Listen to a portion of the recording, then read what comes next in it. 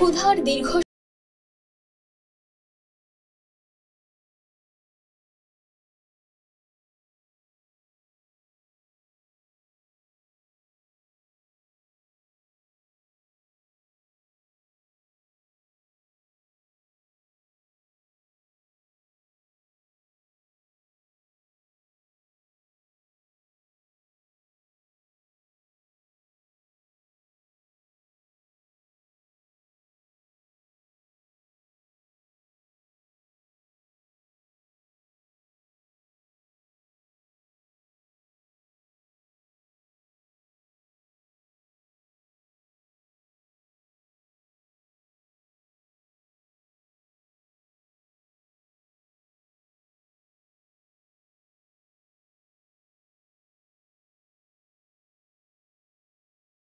এই মাংসের গন্ধ প্রথমে Walton Washing Machine.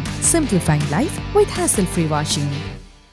অদ্ভুত লাগলেও ক্ষুধার কাছে যেন কোনো স্বাদই অপছন্দের থাকে না। তাই তো ছোট ছোট ছেলেমেয়েরা বসে আছে হাঁড়ির চারপাশে, যেন বহুদিন পর কিছু খাওয়ার সুযোগ পেল।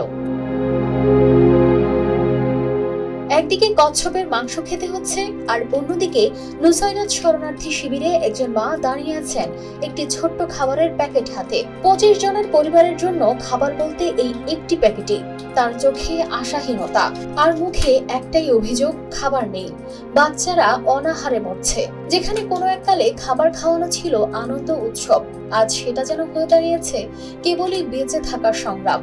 ধুলি ভরা রাস্তা, ফাটল ধরা মাটির মাঝে একটি খাবারের থালা যেন বলছে, তোমার ভাগ্য খারাপ, তাই তোমাকে বাঁচার জন্য কচ্ছপ খেতে হচ্ছে।